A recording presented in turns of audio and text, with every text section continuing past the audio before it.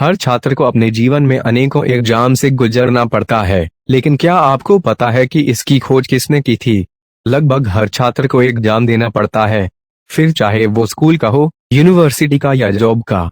Exam के नाम से न केवल बच्चे बल्कि बड़े लोग भी डरते हैं।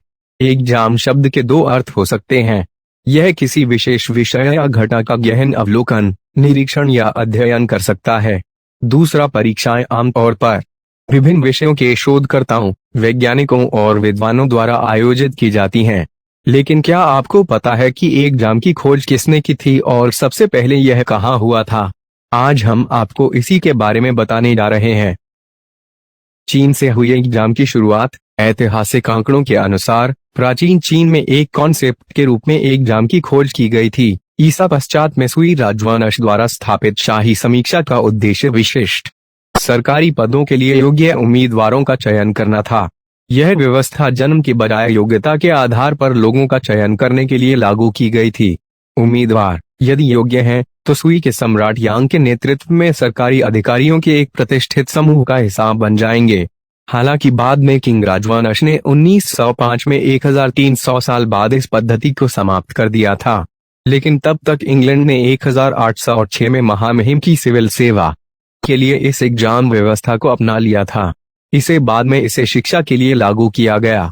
इस प्रकार छात्रों के लिए एग्जाम का कॉन्सेप्ट डेवलप हुआ।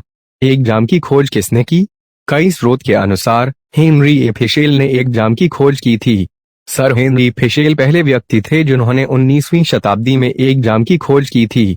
हेनरी फिशेल इंडियाना विश्वविद्यालय में प्रोफेसर थे और एक फ्रांसीसी दार्शनिक थे जिन्होंने अमेरिका और कई अन्य स्थानों पर एग्जाम के विषय में बताया था।